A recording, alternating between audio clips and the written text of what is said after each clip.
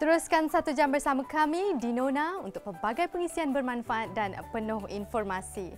Kerana Nona, inspirasi wanita buat semua.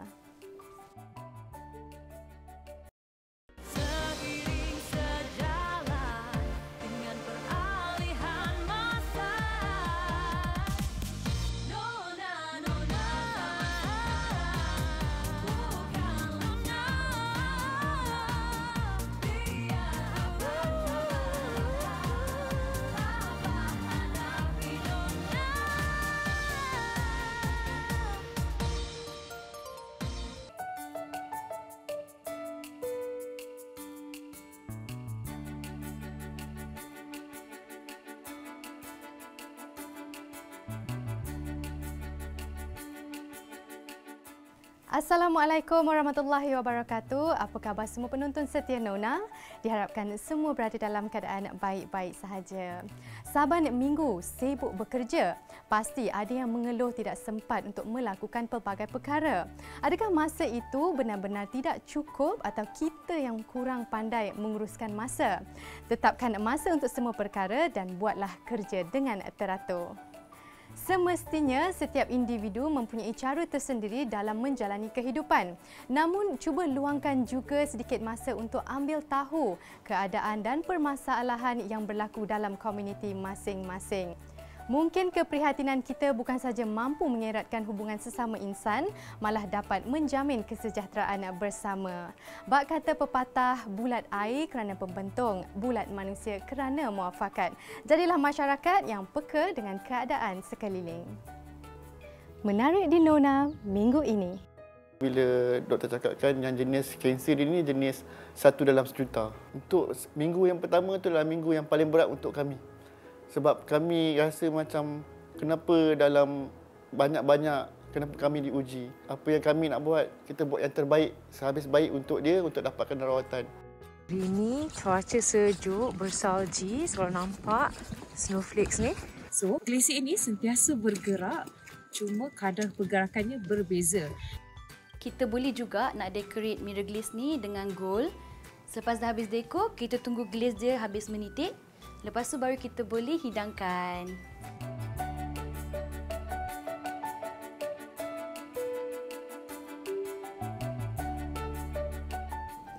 Corak batik bukan sahaja melambangkan identiti dan budaya Malaysia, malah ia juga merupakan kraf tradisional yang tak lapuk ditelan zaman.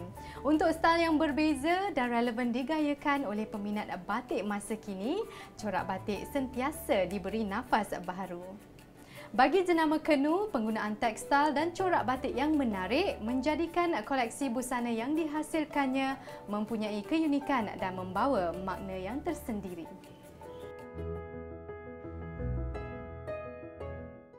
Diperkenalkan sejak tahun 2016, jualan pakaian batik yang diusahakan oleh Noel bermula secara atas talian. Graduan sarjana dalam jurusan fashion ini berharap seni kraf tangan batik akan lebih diminati dan menjadi pilihan peminat fashion tanah air. Rekaannya bukan sahaja diberi sentuhan moden, malah selesa untuk digayakan ke pelbagai majlis dan acara.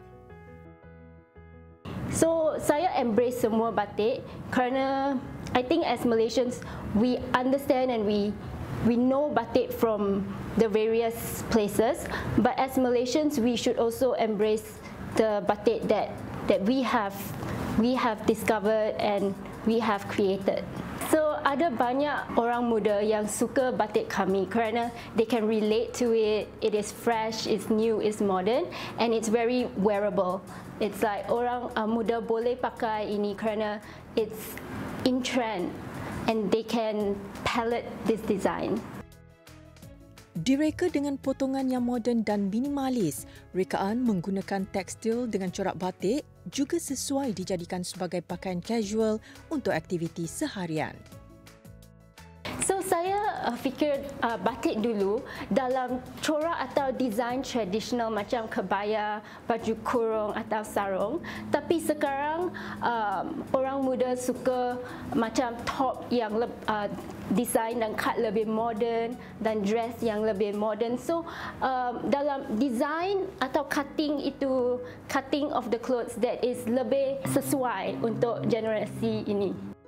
Bagi yang inginkan style berbeza, kimono batik boleh digayakan dan dijadikan pilihan untuk golongan wanita maupun lelaki. So dengan itu batik kimono, it is satu design yang sangat wearable untuk setiap umur dalam pelbagai corak batik. Batik handmade, buatan tangan dan also batik digital.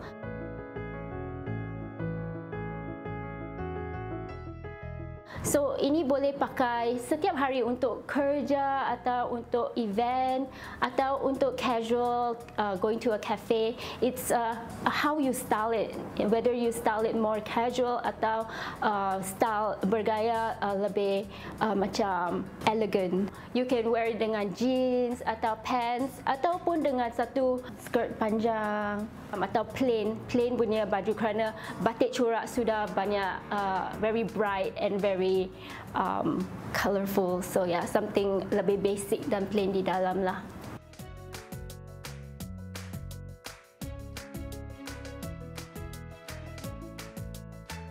The classic batik top dan the fruit pants is bagus untuk majlis keramaian, menari dan juga untuk pakaian setiap hari. So ini kedua-dua design ini adalah sangat comel dan all the batik you can style it your own way lah. Penghasilan corak batik bagi jenama ini menggabungkan pelbagai jenis cara pembuatan batik seperti batik digital, batik terap dan batik Terengganu. Selain boleh disuai padan dengan seluar atau skirt, pemakai juga boleh menggayakan baju batik dengan aksesori lain yang sesuai dan menarik. Ini batik cowl top adalah dibuat daripada itu batik lukisan artisan Malaysia dan ini boleh pakai dengan seluar panjang ya sangat klasi macam tu. Untuk wanita berhijab boleh pakai ini batik yang cantik dengan kimono batik atau itu fruit pants dan also just with a basic cardigan kalau you're wearing a top, so you can bergaya atau style it in a way that suits you. Batik di Malaysia bukan sahaja memiliki keunikan corak dan motifnya, malah proses pembuatannya juga lebih istimewa dan berbeza dari negara lain. Semoga rekaan batik dengan suntikan dan elemen baru ini mampu menarik perhatian peminat fashion dari dalam maupun luar negara.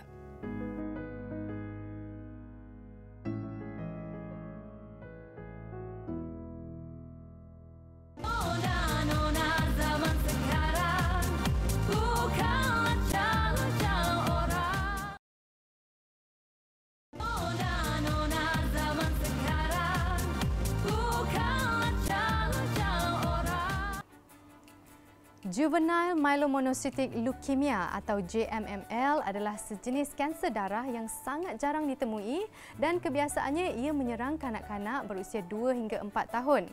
Bermula dengan demam biasa yang berlarutan, adik Afia Mikaela Muhammad Azri 4 tahun kemudiannya disahkan menghidap JMML selepas melalui beberapa pemeriksaan perubatan.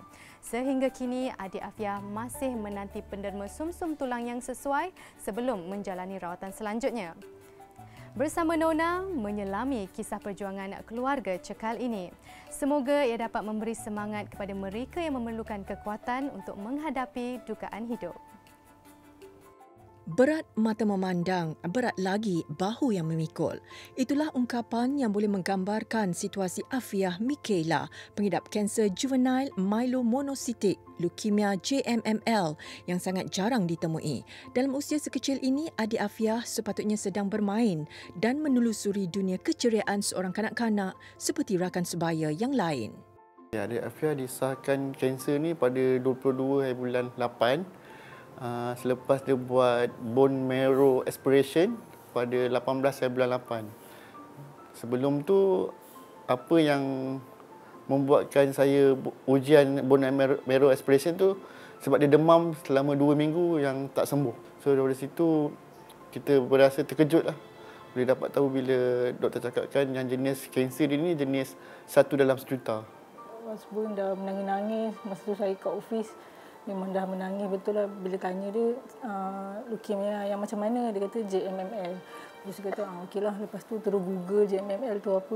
Memang masa tu tak boleh nak buat kerja lah. Memang dah rasa macam tak tahu nak buat apa. Antara simptom awal kanser JMML yang boleh dikesan adalah demam yang berpanjangan, pucat dan sentiasa berasa penat. Kebiasaannya, penyakit ini menyerang kanak-kanak berusia 4 tahun ke bawah. Sebelum ni JMML ni saya memang tak pernah tahu. Yang saya cuma tahu leukemia. Leukemia tu biasa. Yang kita dengar leukemia kanser darah, leukemia kanser darah. Selepas kena ke anak saya, baru saya tahu leukemia ni ada banyak grup dan ada banyak varian. Walaupun dikejutkan dengan ujian berat yang menimpa mereka, keluarga ini reda dan menerimanya sebagai rezeki yang telah ditetapkan oleh Allah SWT.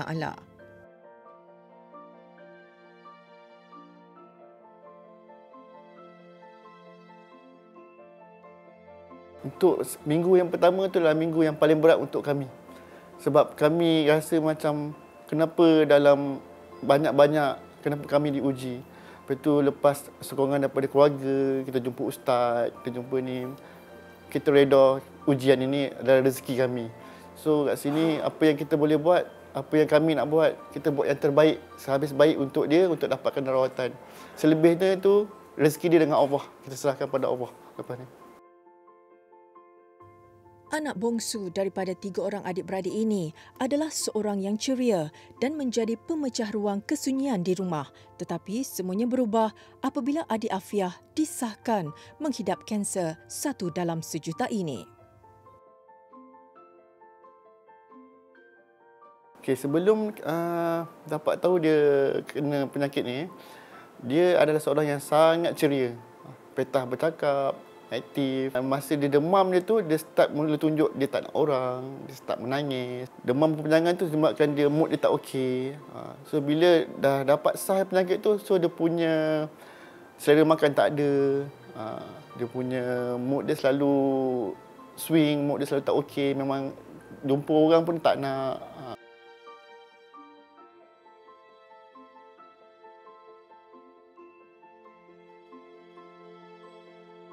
Sementara menunggu rawatan susulan yang sesuai, adik Afiah hanya bergantung kepada rawatan alternatif jika demamnya muncul kembali. Untuk buat masa ni, tiada apa-apa rawatan yang boleh diberikan pada adik Afiah. Hanya boleh support dengan bantuan masuk darah merah dan platelet untuk membantu sistem badan dia. Yang tu dalam 2 minggu ke 3 minggu, bergantung pada kondisi badan dia. Kalau perlukan, doktor akan masukkan balik. Menurut pengamal perubatan, adik Afiah hanya boleh dirawat melalui pembedahan bone marrow transplant yang mana ia hanya boleh dijalankan selepas mendapat penderma sumsum tulang yang bersesuaian. So dalam 2 segmen ini, sebenarnya keabnormalan ini berlaku atas lagi. Triggering point dia daripada hematopoiesis itu sendiri. Sistem hematologi darah seseorang budak. Jadi menyebabkan berlakunya keabnormalan proses dan terhasillah myeloid cell dan juga monocyte cell yang tidak normal. Dan ini menyebabkan kehadiran diorang ini menyebabkan kekacauan sistem hematologi. Itulah asal kanser. Dan dia sebenarnya diakibatkan juga oleh keabnormalan genetik faktor yang berlaku pada sesuatu tubuh badan kanak-kanak. Kebanyakannya orang faham sel darah putih tinggi. Tapi dalam kes JMML, dia tidak mengganggu kes jumlah darah putih. Dia sebenarnya, JMML mengganggu pada darah merah dan juga platelet itu sendiri. Jadi berbeza dengan kanser yang biasa. Kita tahu sama ada macam acute lymphoblastic leukemia atau acute myeloid leukemia, kita boleh ada darah putih yang sangat-sangat tinggi atau darah putih yang sangat-sangat rendah. 2 keadaan berbeza. Tapi dalam JMML, dalam banyak keadaan, darah putih dia nampak normal tetapi platelet dengan HB yang rendah. Banyak orang faham kerana saya faham apabila post mengenai JMML berlaku, banyak kata kenapa tak kemo. Sebenarnya rawatan untuk untuk JMML adalah HSCT. Bone marrow transplant lah sebenarnya. Bone marrow transplant tapi berdasarkan stem cell daripada hematopoietik. Hematopoietik itu bermaksud kita ambil sel darah asas stem cell untuk darah untuk menggantikan marrow adik ini dengan stem cell yang baru. Stem cell yang ada genetik yang boleh trigger kepada JMML, penghasilan abnormal myelocyte ataupun monocyte, itu perlu digantikan, bukan kemoterapi. Sehingga kini, Muhammad Azri dan Marini tetap berusaha untuk memastikan anak kesayangan mereka dapat menjalani rawatan yang dianjurkan oleh doktor. Tiada istilah berputus asa bagi kedua pasangan suami isteri cekal ini. Penat putus asa tu saya fikir nombor 2. Apa yang saya nak sekarang, anak yang kita sayang diberi rawatan yang terbaik untuk dia. Kita usaha sehabis mungkin untuk dia. Untuk masa depan kita tak berasa terkilan. Maksudnya kita dah buat terbaik untuk dia. Apa yang Allah kasih, kita terima je lepas ni. Lebih merunsingkan untuk menjalani rawatan bone marrow transplant, kos sebanyak RM400,000 diperlukan bagi menjayakan pembedahan dan seterusnya membantu adik Afiah untuk pulih seperti sedia kala.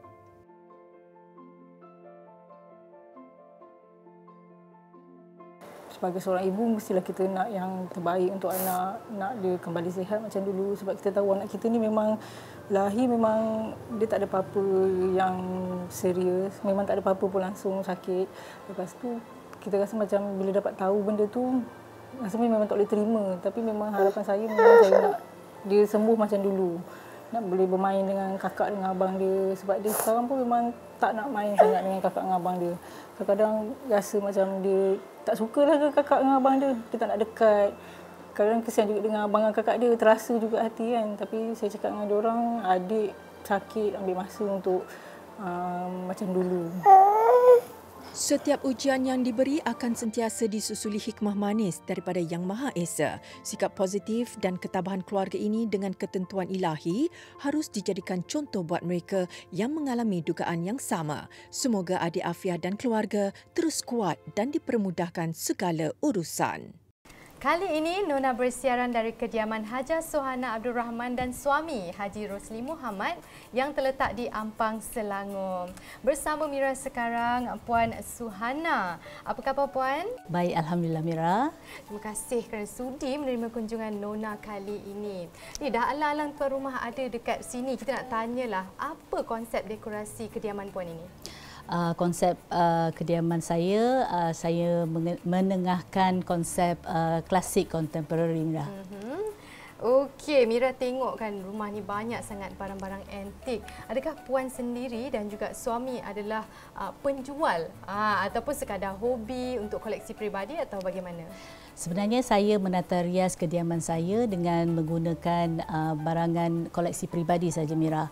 Ada di antaranya saya warisi daripada peninggalan arwah tok wan kami seperti barangan jam antik, mesin jahit lama dan sebagainya.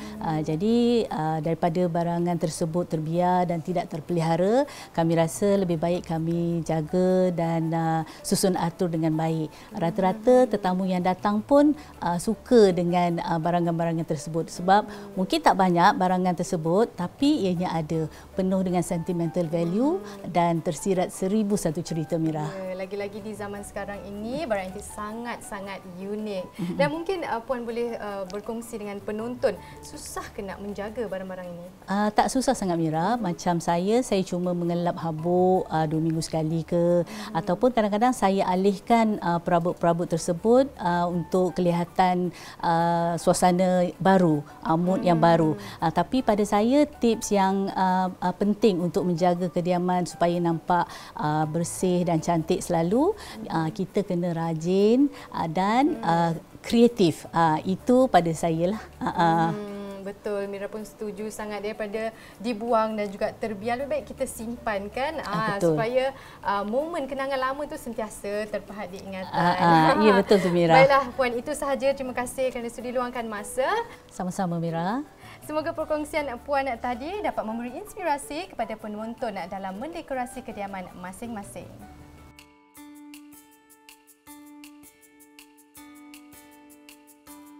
El Calafate atau lebih dikenali sebagai Calafate merupakan sebuah bandar yang terletak di Patagonia, Argentina. Selain terkenal dengan panorama yang memukau pandangan, bandar ini turut menyimpan pelbagai khazanah warisan dunia. Ikuti pengalaman Nurjannah Ithnin, anak Kedah yang berkesempatan meneroka salah sebuah destinasi menarik iaitu Perito Moreno Glacier, sebuah kawasan ais yang sering menjadi tumpuan pelancong. El Calafate ialah sebuah bandar kecil yang terletak di selatan Argentina. Ia menjadi laluan untuk pelancong berkunjung ke sebuah tempat menarik iaitu Perito Moreno Glacier. Assalamualaikum, hai penonton Nona semua. Saya Nurjannah Ithnin. Saya sekarang berada di El Calafate, sebuah pekan kecil di Patagonia di Argentina. So hari ini kita akan sama-sama tengok Perito Moreno, iaitu sebuah glasier ais yang sangat besar di sini. Untuk menikmati keindahan glacier di Perito Moreno dengan lebih dekat, salah satu cara terbaik adalah dengan menaiki bot melalui Tasik Lago Argentino.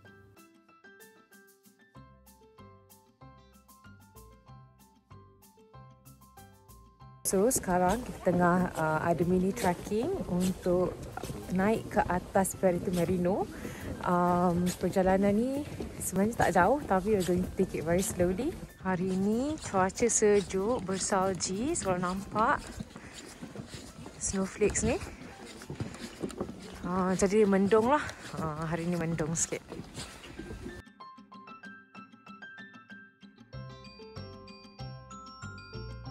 Mendaki di Perito Moreno Glacier adalah antara aktiviti menarik yang boleh dilakukan di sini. Selain menikmati keindahannya, anda juga dapat menelusuri bongkar-bongkar ais yang memukau pandangan. Perito Moreno Glacier adalah salah satu daripada 48 glacier yang besar di kawasan ini. Keluasannya sama seperti luas bandar Buenos Aires. Glacier ini berhubung dengan banjaran Andes yang sangat popular di Amerika Selatan. Lebih menarik, tempat ini mudah diakses dan menjadikan ia destinasi yang sering menjadi tumpuan pelancong. Kalau di sebelah kiri jalan nanti, jangan tunjuk dari arah mana banjaran Andes ni datang dan bawa glacier turun ke Tasik Argentino Lago ni. So, glacier ini sentiasa bergerak. Cuma kadar pergerakannya berbeza. Di sebelah di kiri dan kanan glacier, di sisinya pergerakannya mungkin dalam 15 cm sahaja sehari, tapi di sebahagian tengah pergerakannya jauh lebih pantas 1 meter lebih setiap hari. So crackings ataupun pemecahan bongkar ais semua banyak berlaku di bahagian tengah glacier Perito Moreno ini. Disebabkan oleh keunikan dan keindahannya, glacier di Perito Moreno dianggap sebagai salah satu keindahan semula jadi yang paling memukau di dunia. Paras glacier dari permukaan tasik adalah lebih kurang 74 meter dan jika diukur dari dasar tasik, ketinggiannya menjangkau hingga ke 179 meter. Lokasi ini sudah berusia hampir 18,000 tahun dan ia juga merupakan kawasan simpanan air yang ketiga terbesar di dunia selepas Antartika dan Greenland.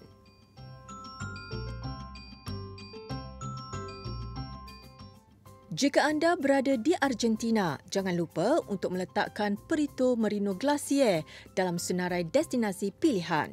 Lokasi yang unik ini pasti dapat memberikan anda pengalaman indah dan berharga untuk dibawa pulang.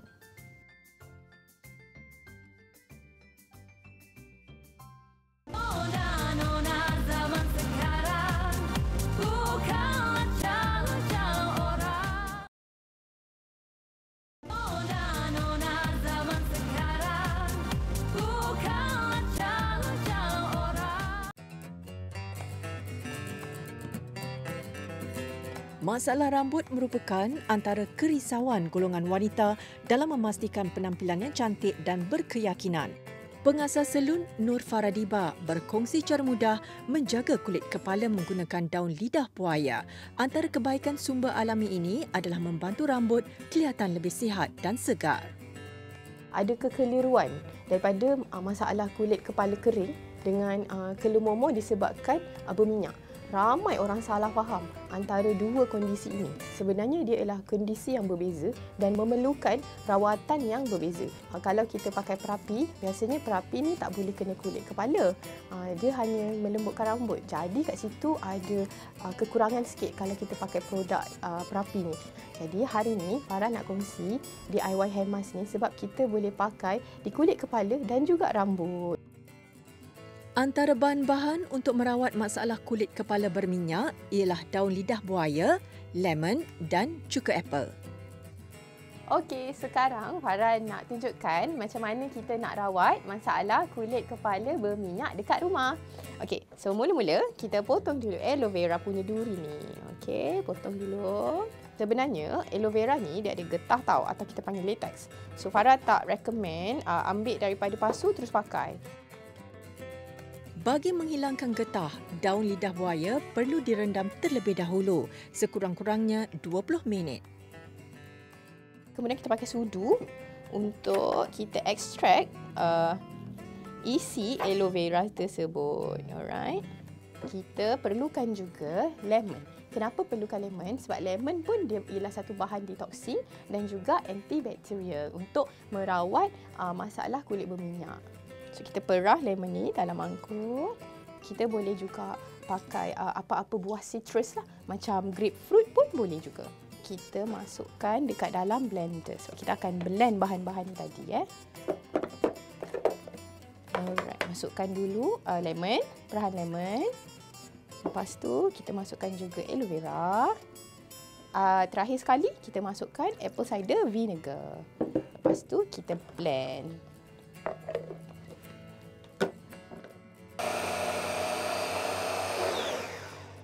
Alright, tips macam mana nak mudah pakai mask ni kan. Tak nak meleleh-leleh. So, apa kita buat? Kita pakai cotton pad ni. So, kita letak dekat sini. Biar cotton pad tu soak bahan-bahan yang kita nak pakai nanti dekat kulit kepala. So, dia akan memudahkan lagi lah kita nak pakai mask ni nanti. Okey, ini dah siap. Okey, sekarang Farah nak tunjukkan pula cara macam mana kita nak rawat kulit kepala sensitif ataupun kering. Bahan-bahan untuk merawat rambut kering pula ialah daun lidah buaya, madu dan minyak argan. Farah galakkan kita pakai minyak argan ataupun grapeseed oil sebab kita kena cari minyak-minyak yang lightweight. So, kita masukkan madu. Okey. Seterusnya, kita blend. Setelah selesai dikisar, letakkan helaian kapas di atas campuran tadi sebelum digunakan. Selain bagus untuk kulit kepala, daun lidah buaya juga sangat baik untuk penjagaan kulit wajah. Okey, sekarang Farah nak tunjukkan cara macam mana kita nak pakai mask yang kita dah buat tadi. So, caranya, kita dah letak dalam cotton pad. So, kita usuk aja dekat kulit kepala kita. Kita boleh tunggu selama 30 minit ataupun setengah 1 jam. Lepas tu, kita boleh bilas.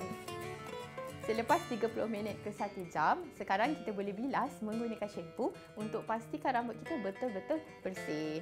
Selamat mencuba! Rambut yang sihat semestinya mampu menaikkan lagi suri dan keyakinan diri setiap wanita.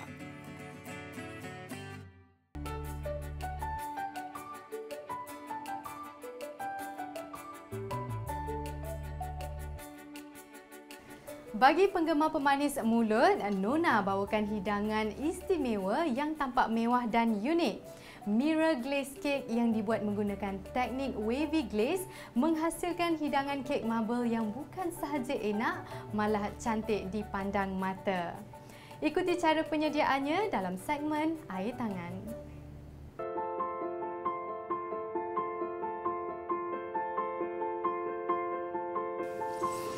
Syifa dah 4 tahun dah dalam bidang baking.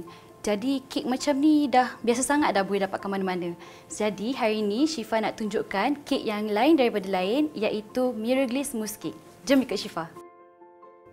Bahan-bahan yang diperlukan ialah susu pekat, coklat putih, glukosa, pewarna, gelatin, coklat pahit, krim putar, susu cair, kepingan gelatin, tepung, serbuk koko, gula, telur, serbuk penaik, esen vanila dan esen kopi, wafer coklat dan coklat yang dicairkan.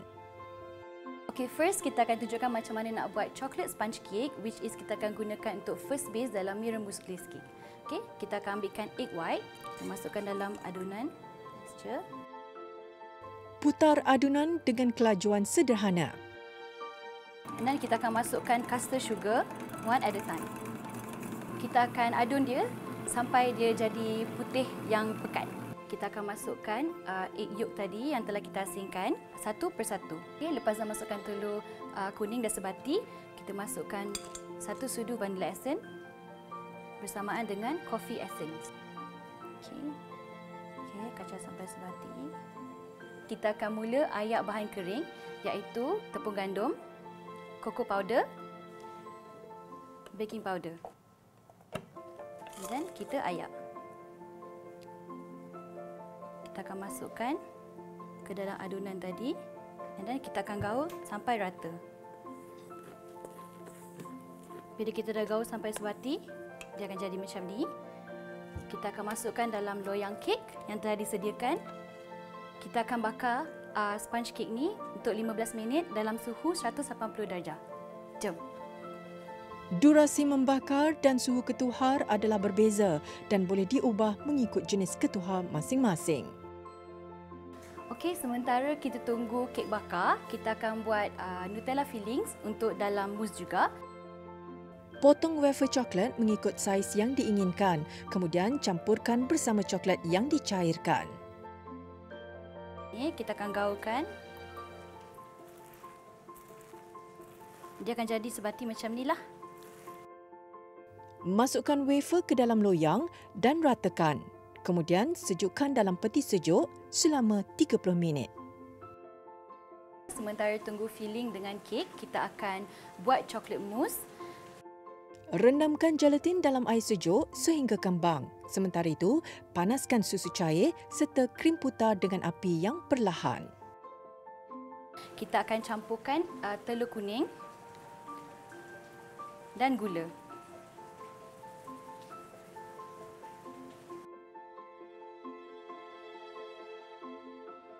Bila dia dah cukup suam, jadi kita akan campur mixture susu ni ke dalam adunan telur tadi. Bila kita dah gaulkan dua ni sebati, kita kena masak balik adunan ni sampai ke 82 darjah Celsius. Kita campurkan balik bahan gelatin yang kita telah rendam tadi. Kemudian gaul semua bahan sehingga sebati. Kita boleh campurkan dengan chocolate coins. Hari ini kita gaul sampai dia sebati. Make sure chocolate coin tu semua cair. Kita kena biar dia sampai ke suhu 35 darjah sebelum kita nak campurkan dengan whipping cream yang kita akan campurkan kemudian. Kita akan campurkan bahan coklat ni tadi dengan whipping cream yang telah dipusing hingga kembang. Kita masukkan sedikit demi sedikit. Pastikan campuran benar-benar sebati.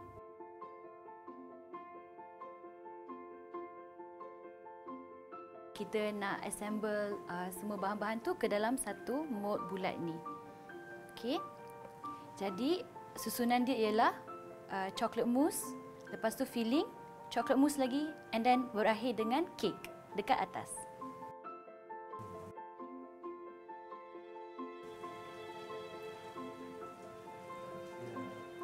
Dah siap. Jadi kita kena bekukan mousse ni semalaman sebelum kita nak kena tuang dengan mirror glaze dia.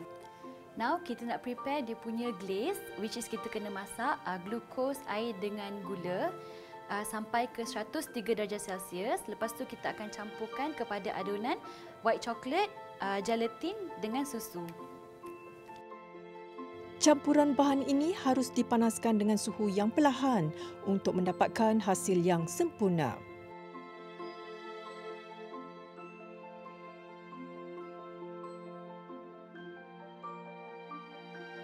Suhu dah cecah 103. Kita tutup api. Tuangkan bahan tadi ke dalam campuran coklat putih, gelatin dan susu cair dan gaul sehingga sebatik. Selepas dah kacau sampai sebatik, kita kena make sure dia sejuk hingga cecah 40 darjah Celsius. Selepas tu baru kita boleh tuang ke atas mirror mousse glaze cake. Sekarang bila glaze dah masak, kita boleh colourkan glaze ikut pilihan warna yang kita nak. Selepas tu kita boleh tuangkan kita punya mixture ni on top of the mirror glaze. Okay, kita nak buat teknik wavy glaze di mana kita letak colour yang kita nak on top. Di sini ada spider web dan ready untuk tarik. Okay, sementara itu kita boleh juga nak decorate mirror glaze ni dengan gold. Selepas dah habis dekor, kita tunggu glaze dia habis menitik. Lepas tu baru kita boleh hidangkan. Selamat mencuba!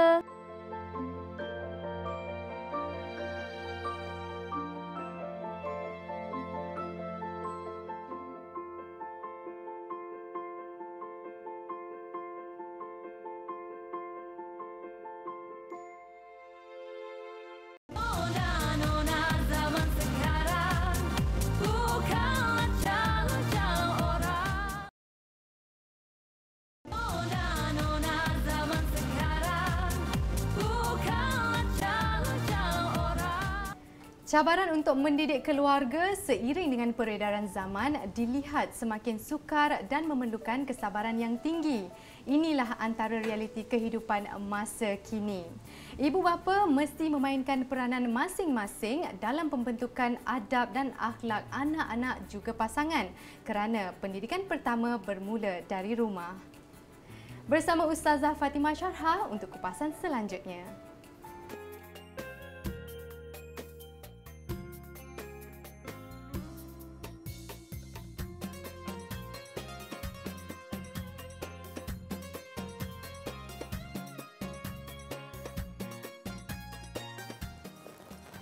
Assalamualaikum warahmatullahi wabarakatuh. Alhamdulillah, segala puji bagi Allah.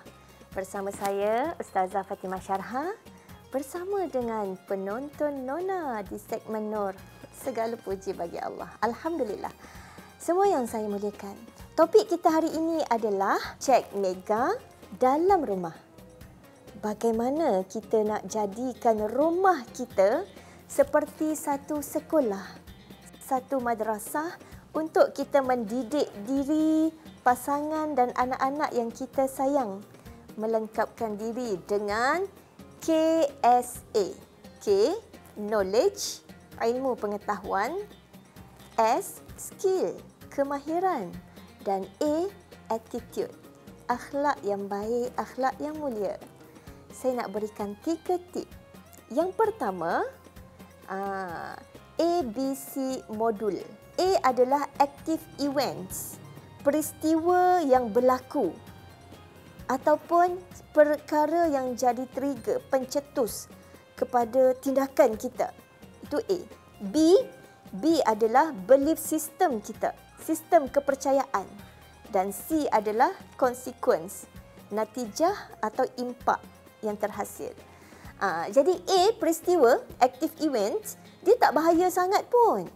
Katakan kita sungguh-sungguh nak didik keluarga tapi ada cabaran. Anak kita buat itu, buat ini, ya, yang menguji emosi kita. Itu tak bahaya.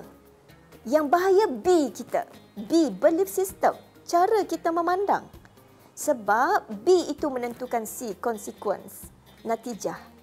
Kadang A itu negatif, tapi sebab B, belief system tu positif, maka natijah pun jadi semuanya okey aja, baik-baik sahaja. Ini yang Nabi SAW sebut. Ajaban li amril mu'min. Ajaiblah urusan mukmin ni sebab segala perkara baik bagi dia. Dan ini tidak berlaku melainkan kepada mukmin. Mukmin ni apa? Mukmin ni orang yang ada belief system. Yang hatinya yakin, mulutnya berani ikrar dan amal bil jawarih. Anggota badannya mengamalkan sistem keyakinan dia. Jadi, kata Nabi tadi, ajaiblah orang beriman. Sebab apa? Bila dapat nikmat, dia bersyukur. Bila terima musibah, dia sabar. Jadi, semuanya baik-baik sahaja. Tip yang kedua, kita nak tukarkan segala ketakutan kita bahkan anxiety kita, stres kita kepada doa. Kita lihat susahnya nak kejut anak bangun tidur. Kita pun doa. La haula wala quwata illa billah. Ya Allah, tiada daya dan upaya ya Allah, melainkan kekuatan yang Kau berikan ya Allah. Lepas tu kita tengok anak kita sukarnya nak lakukan kebaikan contohnya kan. Kita doa. Allahumma a'inna ala zikrika wa syukrika wa husna ibadatik. Ya Allah, tolonglah kami ya Allah untuk ingat Kamu ya Allah, untuk syukuri Kamu ya Allah, hargai Kamu ya Allah, dan untuk memperindahkan amal ibadah kami kepadamu ya Allah. Segala kita tukar jadi doa. Bahkan bila kita tukar jadi doa, kata-kata kita pun dia tak berbentuk melabel. Sebab kalau melabel ni macam kalimah putus asa. Itu sikap ahli-ahli neraka. Sedangkan perjuangan kita nak bebaskan dari ahli neraka tu. So jangan guna ayat label. Sebaliknya guna ayat doa. Tip yang ketiga yang terakhir, kita nak adakan masa untuk belajar daripada kisah-kisah Al-Quran. Dalam Al-Quran kita akan dapat kekuatan untuk tempuhi kehidupan. Misalnya dalam Al-Quran cerita banyak kisah kehilangan. Nabi Yaqub AS pernah hilang anak tersayang tapi Allah kembalikan. Nabi Ayub AS pernah hilang kesihatannya tapi Allah kembalikan kesihatan tu. Dan Allah berikan kekayaan dan kesihatan yang jauh lebih baik. Nabi Yusuf pernah hilang daripada ayahnya tapi Allah kembalikan Nabi Yusuf pada ayahnya. Jadi ini antara contoh bila kita dekat dengan kisah-kisah dalam Al-Quran, kita ada banyak poin untuk naikkan motivasi ahli keluarga kita. Semoga ia menjadi satu projek mega dalam rumah kita untuk kembali kepada isi-isi Al-Quran. Sekian daripada saya. Assalamualaikum warahmatullahi wabarakatuh.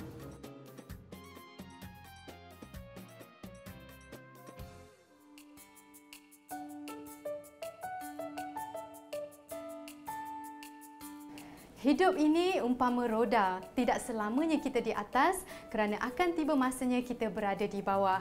Jangan bersedih ketika ditimpa kesusahan, sebaliknya berusahalah untuk bangkit dan capai kejayaan. Apabila kita dilimpahi kemewahan dan segala nikmat dunia, jangan pula kita leka kerana ia juga merupakan ujian daripada Yang Maha Esa. Baiklah, Nona sudah pun sampai ke penghujung siaran. Terima kasih kepada pemilik kediaman Hajah Sohana Abdul Rahman dan suami Haji Rosli Muhammad kerana sudi menerima kunjungan kami pada kali ini. Jangan lupa terus layari laman Facebook, Instagram dan TikTok kami di TV3 Nona.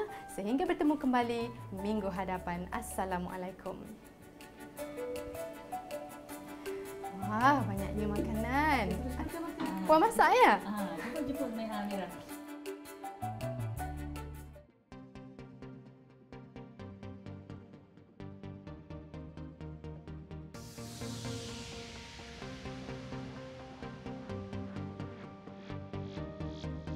Sri Kandi masa kini yang bekerja ya juga ibu.